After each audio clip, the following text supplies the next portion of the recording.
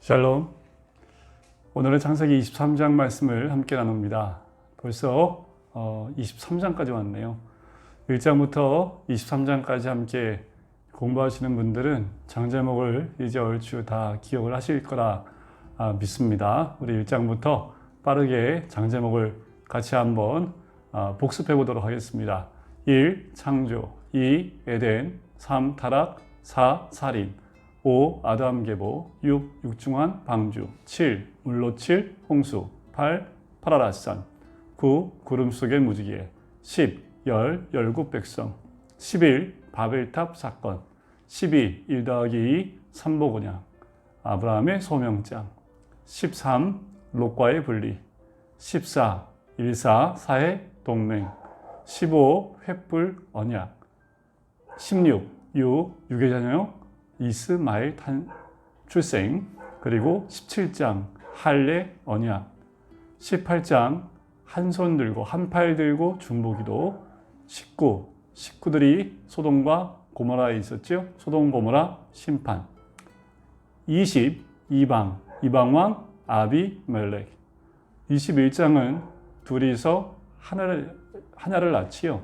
둘이서 믿음의 자녀 이삭을 낳습니다. 둘이서 한 명을 낳는다고 해서 21장은 이삭 출생입니다. 22장은 아브라함과 이삭이 둘이서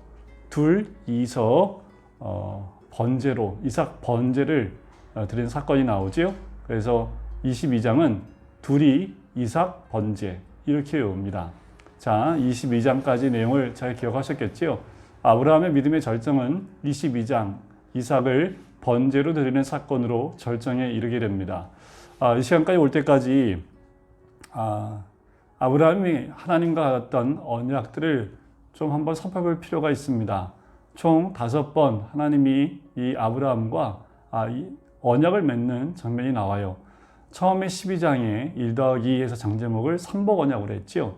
그래요. 삼복 언약을 12장에서 맺게 됩니다. 그리고 13장에서 롯과의 분리가 일어가 난 다음에 하나님께서 아브라함하고 동서남북 언약을 맺게 됩니다. 동쪽, 남쪽, 북쪽, 서쪽을 돌이켜보고 그 모든 것을 내게 주겠다 했던 그 헤브론 땅이 나오지요. 그것이 동서남북 언약입니다. 그리고 15장에 넘어가면 무슨 언약이었던가요? 장제목이 횃불 언약이었죠. 17장은요. 네, 할례 언약입니다. 잘하셨습니다. 그리고 마지막 언약이 5번째가 나오는 것이 22장입니다. 22장은 앞에 나왔던 모든 언약을 다 모읍니다. 그래서 종합 언약이라고 우리가 명칭하라고 외우는데요. 22장에는 마지막 5번째 종합 언약이 나와요. 자, 몇 장 나오는지 다시 한번 볼까요? 12장에 삼복 언약, 13장에 동서남북 언약, 15장에 횃불 언약, 17장에 할례 언약, 그리고 22장에 종합 언약이 나옵니다. 이렇게 하나님은 이삭을 번제로 드렸던 그 믿음을 하나님이 인정하시고 마지막 종합 언약으로 언약을 맺게 되시지요. 그게 22장에 나오는 마지막 부분이었습니다. 오늘은 23장을 함께 공부하는데요. 23장은 사라 죽음입니다. 사라하고 이별을 해요. 사라와 작별하는 장이 23장입니다. 사라 죽음이 나오는 것이 23장이지요. 자, 1절에 보니까 사라가 127세를 살았으니 이것이 곧 사라가 누린 햇수라 라고 나옵니다. 몇 세에 죽어요? 127세에 죽습니다. 그럼 이때 이삭의 나이는 몇 살? 퀴즈입니다. 몇 살일까요? 네, 127세에 빼기 90을 하면 되겠지요. 이때 이삭의 나이는 37세가 되겠습니다. 그때 사라가 죽게 됩니다. 사라가 어떤 사람이었는지 좀 기억하십니까? 11장 끝부분에 사레로 나왔죠. 그때 자녀가 없었습니다. 아브라함을 따라 가나안 땅으로 들어옵니다. 그리고 16장에 가서야 그의 모습이 나와요. 어떻게 해요? 애굽에서 온 종 하갈을 남편에게 주는 사건이 나오지요. 또 하갈이 임신한 것 때문에 자기를 홀대하는 것을 보고 아브라함에게 당신 탓이다 라고 했던 사건이 16장에 나옵니다. 17장에서는요. 할례 언약 때에 내년 이맘때에 아들을 낳을 것이라는 얘기를 듣고 웃고 있는, 속으로 웃는 이 사라의 모습이 등장을 하지요. 하지만 신약에 넘어와서는 이 사라에 대해서 이렇게 표현을 합니다. 베드로전서 3장 6절에 보면 이렇게 나와요. 사라가 아브라함을 주라 칭하여 순종한 것 같이 라고 나옵니다. 사라는 아브라함한테 누이였습니다. 실제로. 하지만 아내였지요. 그런데 두 번이나 아브라함이 사라를 누이로 속이고 아내라고 말하지 않습니다. 12장에 나오는 애굽에서 한 번 있었고요. 20장에 나오는 아비멜렉에게 그 블레셋 그랄 지방에서 한 번 더 자신을 아내로 이야기하지 않습니다. 그 아픔이 있습니다. 그럼에도 불구하고 사라는 아브라함을 뭐라고 칭해요? 주라고 칭하고 순종하는 모습을 봅니다. 이게 사라의 모습이지요. 내 27세에 이 사라는 죽게 됩니다. 그때 사라가 죽었던 곳이 가나안 땅 헤브론 곧 기럇 아르바라고 나옵니다. 거기서 죽음에 아브라함이 들어가서 사라를 위하여 슬퍼하며 애통하다라는 것이 2절의 내용입니다. 자, 여러분들 지도를 하나 띄워놓겠습니다. 지도를 보시면서 한번 확인해 보시면 좋겠는데요.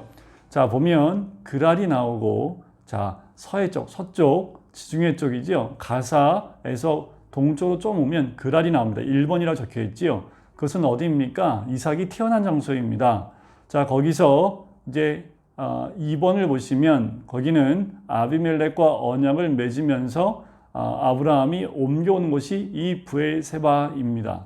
이 브엘세바에서 22장에 이삭을 데리고 모리아에 있는 한 산으로 가서 이삭을 번제로 드렸던 사건이 나오지요. 자, 위쪽으로 올라가면 4번이라고 하는 중간쯤에 모리아 산이 나옵니다. 거기서 이삭 번제 사건이 있고요. 다시 내려옵니다. 어디로 내려올까요? 브엘세바로 내려와요. 그 브엘세바에 있었는데, 자, 오늘 23장에 보니까 사라가 어디서 죽어요?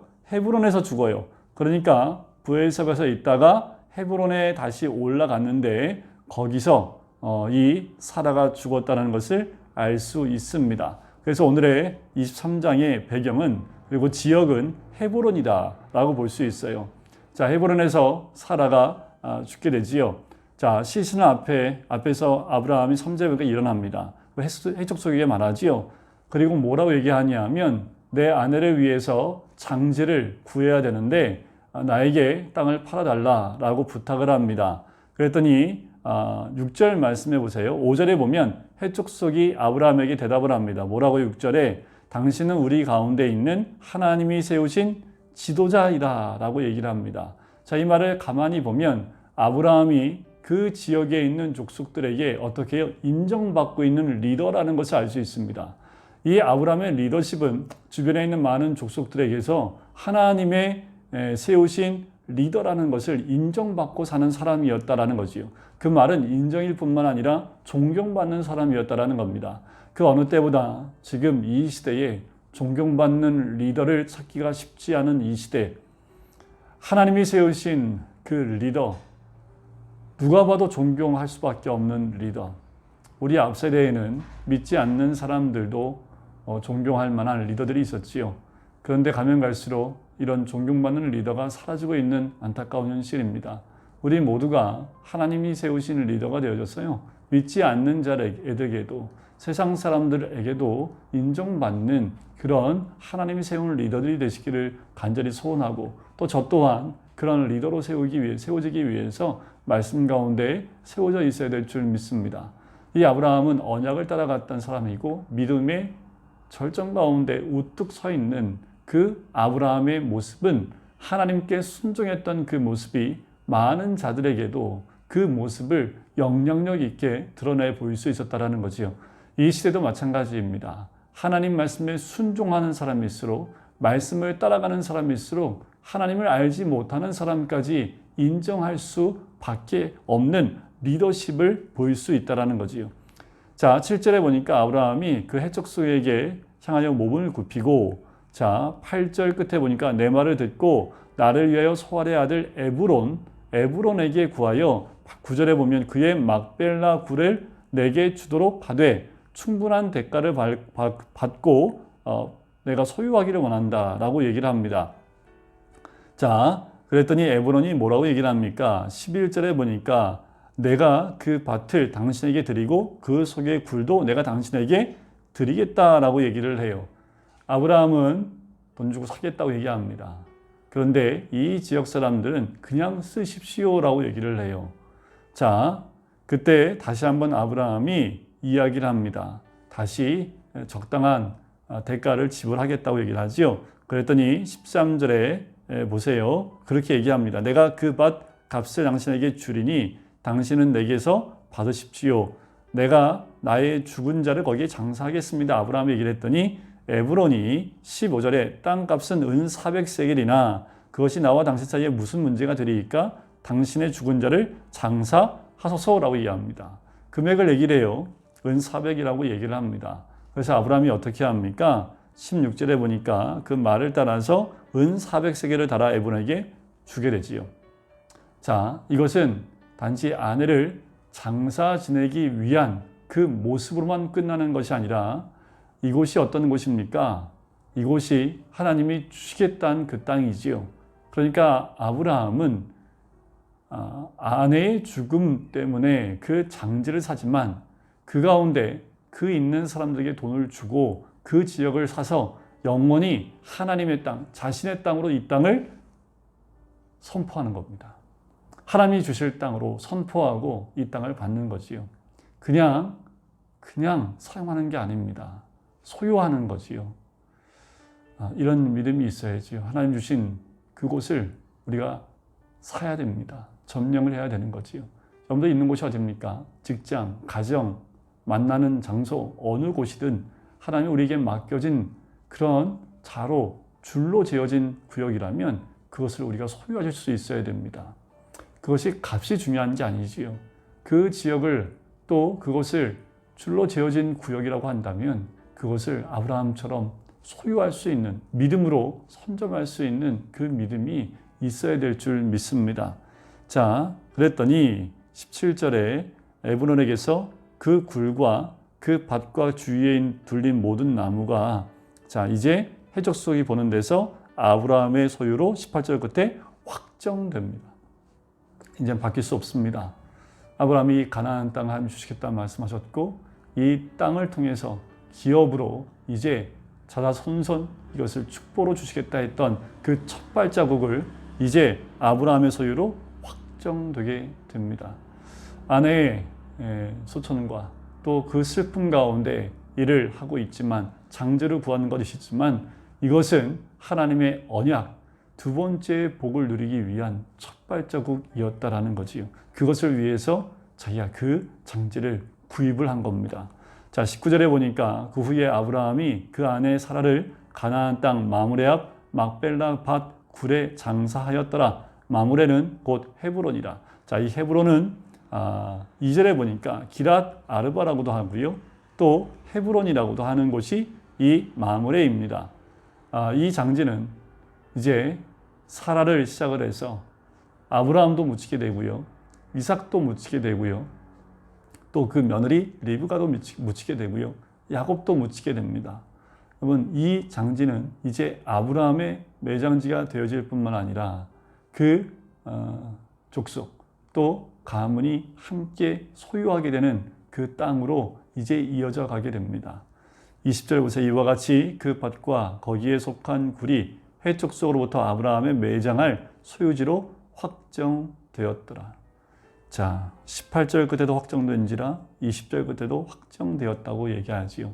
짧은 말씀이지만 아브라함은 아내를 떠나보낸 슬픔 가운데 그 언약을 따라 그 복을 이 아브라함은 소유하는 확정하는 장이 이 23장이 됩니다. 사라와 이별하는 사라가 죽는 슬픔 가운데에도 믿음 가운데 주신 복을 이제 아브라함이 소유하고 확정되어지는 장이 23장이지요. 여러분 우리도 우리의 삶 가운데 그렇게 재어준 구역이 있다면 우리도 그 땅을 선점해야 되겠지요. 그리고 공짜가 아니라 적당한 대가를 드리고 또 내고 그것을 자신의 소유로 확정하면서 그 땅을 하나님의 땅으로 하나님께 온전히 기도함으로 믿음으로 올려드려야 될 줄 믿습니다. 기도하겠습니다. 사랑해 주님 감사합니다. 하나님, 오늘도 말씀 통해서 이 마지막 때에 우리가 어떠한 삶을 살아가야 될지, 아버지 하나님, 아브라함은 끝까지 그 믿음 가운데서 아내의 떠남의 슬픔 가운데서도 믿음을 또 언약을 이루기 위하여 적당한 대가를 지불하고 그 땅을 소유함으로 자기의 땅으로 확정되질 뿐만 아니라 하나님 땅으로 확정되었던 것처럼 하나님, 우리의 삶 가운데에도 그렇게 믿음으로 인정되어질 뿐만 아니라 또한 하나님의 땅들을 우리의 삶 가운데 주님께 올려드릴 수 있는 우리 한 사람 한 사람이 될 수 있도록 축복하여 주시옵소서. 감사드리며 예수 그리스도의 이름으로 기도드립니다. 아멘.